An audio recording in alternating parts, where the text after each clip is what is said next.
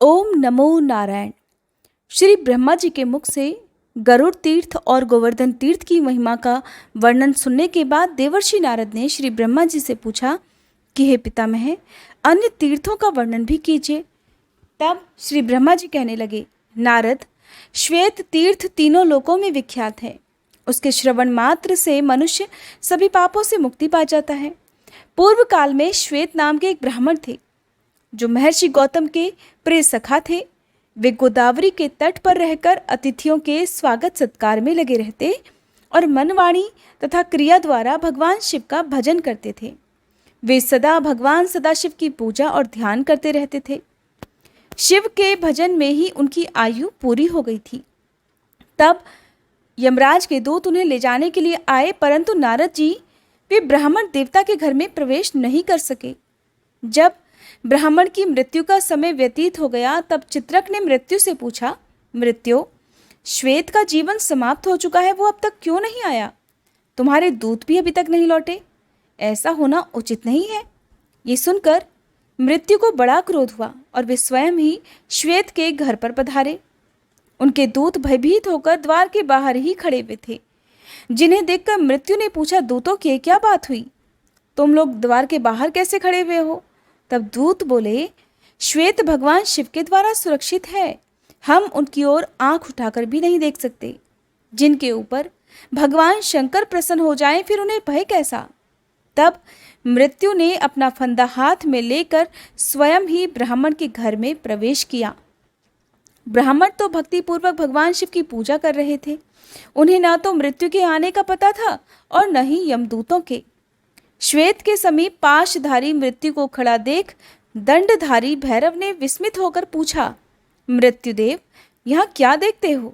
मृत्यु ने उत्तर दिया, मैं श्वेत को ले जाने के लिए यहाँ पर आया हूँ, अतः इन्हीं को देख रहा हूँ। भैरव ने कहा, लौट जाओ। मृत्यु ने श्वेत पर अपना फंदा फेंका। ये देखकर भैरव कुपित हो उठे। उन्होंने शिव के दिए हुए दंड से मृत्यु पर गहरी चोट की। मृत्यु देवता पाश हाथ में लिए हुए धरती पर ही गिर पड़े। मृत्यु को मारा गया देख यमदूत भाग गए। उन्होंने मृत्यु के वध का समाचार यमराज से कहा, जिसे सुनकर महिषवाहन यमराज को बड़ा क्रोध आया। उन्होंने अधिक बलवान चित्रगुप्त, अपनी रक्षा करने वाले यमदंड, महिष, भूत, वेताल तथा आदि व्याधियों को शीघ्रतापूर्वक चलने का आदेश देकर तुरंत वहां से प्रस्थान किया। अपने साथियों सहित यमराज उस स्थान पर पहुंचे जहां द्विज श्रेष्ठ श्वेत भगवान शिव की आराधना में संलग्न थे। उस समय यमराज तथा भगवान शिव के पार्षदों में अत्यंत भयानक संग्राम छिड़ गया। कार्तिकेय ने स्वयं ही शक्ति संभाली और यमराज के दूतों को विदीर्ण कर डाला। साथ ही दक्षिण दिशा के स्वामी अत्यंत बलवान यमराज को भी मौत के घाट उतार दिया। मरने से बचे हुए यमदूतों ने भगवान सूर्य को ये सब समाचार कह सुनाया। ये अद्भुत बात सुनकर सूर्य भगवान समस्त देवताओं और लोकपालों के साथ मेरे समीप आए। फिर मैं, भगवान विष्णु, इंद्र, अग्नि, वरुण तथा अन्य बहुत से देवता यमराज के पास गए। वे गोदावरी नदी के तट पर मृत अवस्था में पड़े हुए थे। यमराज को सेना सहित मरा हुआ देखकर देवतागण भय से व्याकुल हो उठे और हाथ जोड़कर बारंबार भगवान शिव की प्रार्थना करने लगे। देवतागण बोले, भगवान, आपको अपने भक्त सदा ही प्रिय हैं और आप दुष्टों का वध किया करते हैं। संसार के आदि सृष्टा नीलकंठ, आपको नमस्कार है, नमस्कार है। हे ब्रह्म प्रिय, आपको नमस्कार है। देव प्रिय, आपको नमस्कार है। विप्रवर श्वेत आपके भक्त हैं। इनकी आयु क्षीण हो जाने पर भी यम आदि सब लोग इन्हें ले जाने में समर्थ नहीं हो सके। आपका अपने भक्तों पर ऐसा महान प्रेम देखकर हम सबको बड़ा संतोष हुआ। नाथ, सचमुच ही आप बड़े भक्तवत्सल हैं। जो लोग आप जैसे दयालु परमेश्वर की शरण में आ गए हैं, उन्हें यमराज भी नहीं देख सकता। ये जानकर ही सब लोग पराभक्ति के साथ आपका भजन किया करते हैं। शंकर, आप ही इस जगत के स्वामी हैं, क्या ये बात आप भूल गए? आपके बिना यह व्यवस्था करने में भला कौन समर्थ हो सकता है? इस प्रकार स्तुति करने वाले देवताओं के समक्ष भगवान शंकर स्वयं प्रकट हो गए और बोले, देवताओं, मैं तुम्हें क्या दूं? देवतागणों ने कहा, देवेश्वर, ये सूर्य के पुत्र धर्म हैं जो समस्त देहधारियों का नियंत्रण करते हैं। इन्हें धर्म और अधर्म की व्यवस्था में नियुक्त किया गया है। ये लोकपाल हैं, अपराधी और पापी नहीं हैं, अतः इनका वध नहीं होना चाहिए। इनके बिना ब्रह्मा जी का कोई कार्य नहीं चल सकता। इसीलिए सेना और वाहनों सहित यमराज को जीवित कर दीजिए। नाथ, महात्माओं के सामने की हुई प्रार्थना सफल ही होती है, वह कभी व्यर्थ नहीं जाती। भगवान शिव बोले, देवताओं मेरी बात सुनो। जो मेरे तथा भगवान विष्णु के भक्त हैं, गौतमी गंगा का निरंतर सेवन करने वाले हैं, उनके स्वामी हम लोग स्वयं ही हैं। मृत्यु का उनके ऊपर कोई अधिकार नहीं। यमराज को तो कभी उनकी बात तक नहीं चलानी चाहिए। व्याधि आदि के द्वारा उनका पराभव करना कदापि उचित नहीं है। और जो मेरी शरण में आ जाते हैं वे तत्काल मुक्त हो जाते हैं। यमराज को तो चाहिए अपने अनुचरों सहित उन्हें प्रणाम करे। बहुत अच्छा, ऐसा कहकर देवताओं ने भगवान शिव की बात का अनुमोदन किया। तब भगवान शिव ने अपने वाहन नंदी से कहा, नंदिकेश्वर, तुम गौतमी का जल लेकर मरे हुए यमराज आदि के शरीर पर छिड़क दो। आज्ञा पाकर नंदी ने यम आदि सभी लोगों पर गोदावरी का पावन जल छिड़का, जिससे वे जीवित होकर उठ बैठे और दक्षिण दिशा की ओर चले गए। गौतमी के उत्तर तट पर विष्णु आदि सभी देवता ठहर गए और देवाधिदेव महेश्वर की पूजा करने लगे। उस समय वहां 1,12,000 तीर्थ एकत्रित हुए थे।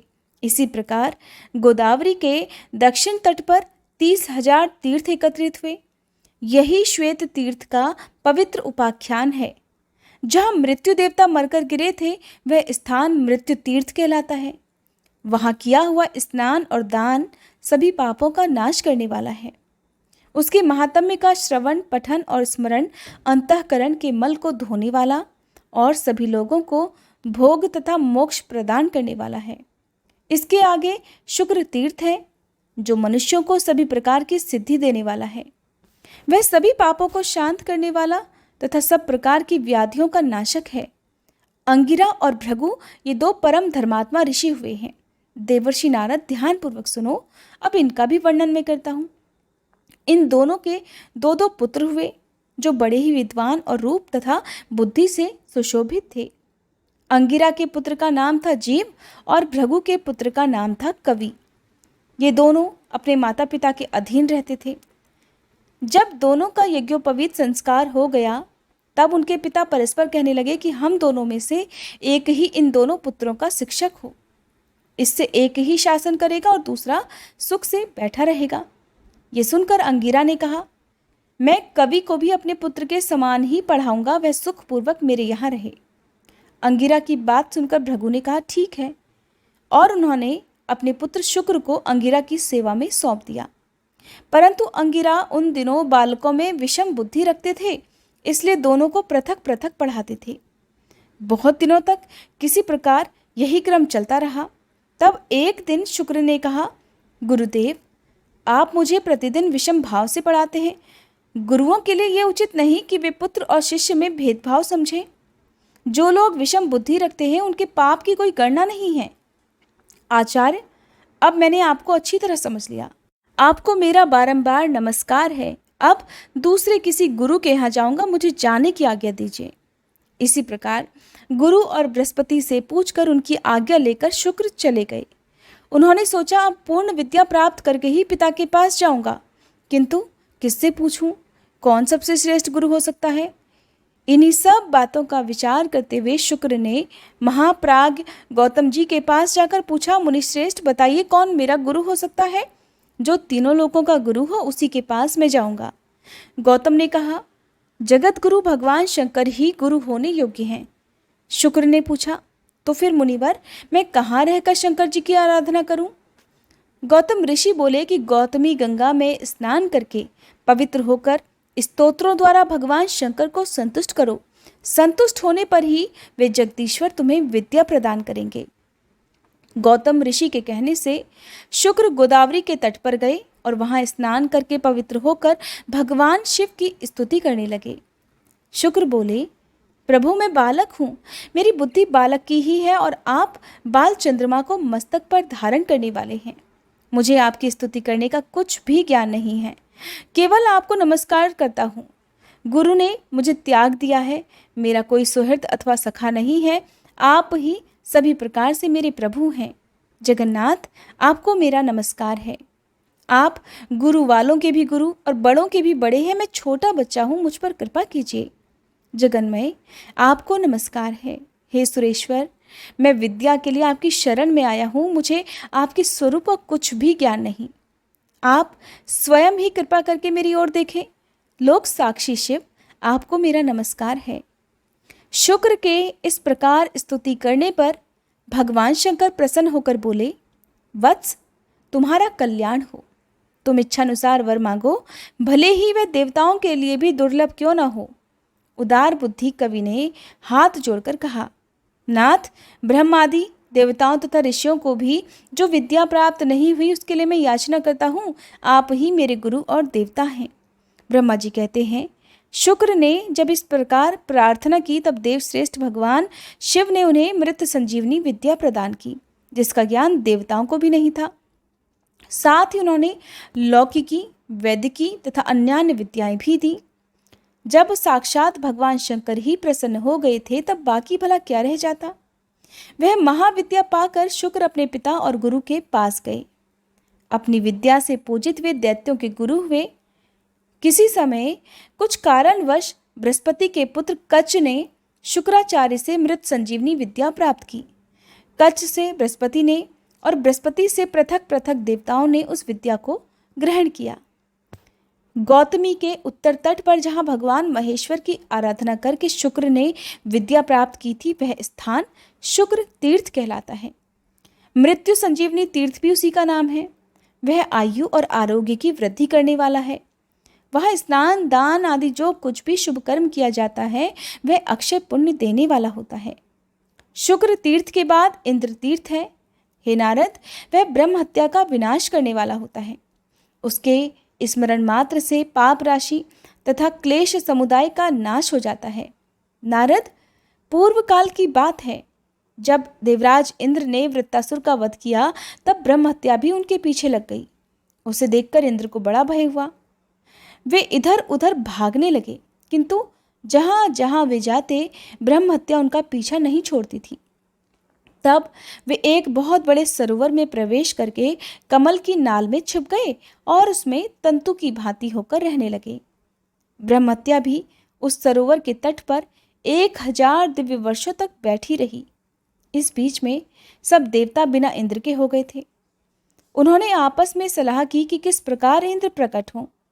उस समय मैंने देवताओं से कहा, ब्रह्म हत्या के लिए दूसरा स्थान दे दिया जाए और इंद्र को शुद्ध करने के लिए गोदावरी नदी में नहलाया जाए। इसमें स्नान करने से इंद्र पुनः शुद्ध हो जाएंगे।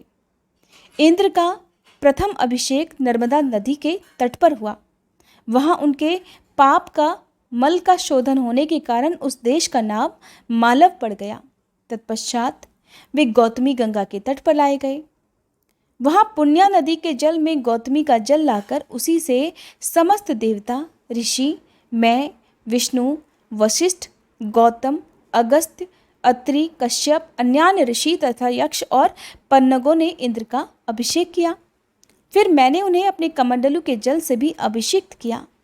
इस प्रकार वहाँ पुण्या और सिक्ता 2 नदियाँ हो गई और वे दोनों गौतमी गंगा में जाकर मिली। उन दोनों के संगम मुनियों द्वारा सेवित विख्यात तीर्थ बन गए। तब से उस तीर्थ को पुण्या संगम कहते हैं। सिक्ता संगम का ही नाम इंद्र तीर्थ हो गया। वहाँ 7000 मंगलमय तीर्थ निवास करने लगे। उन तीर्थों में तथा विशेषतः संगम के जल में जो स्नान किया जाता है वह सब अक्षय जानना चाहिए। इसमें अन्यथा विचार करने की कोई भी आवश्यकता नहीं है। जो इस पवित्र उपाख्यान को पढ़ता अथवा सुनता है वह मन, वाणी, शरीर और क्रिया द्वारा होने वाले समस्त पापों से मुक्त हो जाता है। नारायण नारायण। आज का अध्याय समाप्त हुआ। उम्मीद करती हूँ ये वीडियो आपको पसंद आई होगी।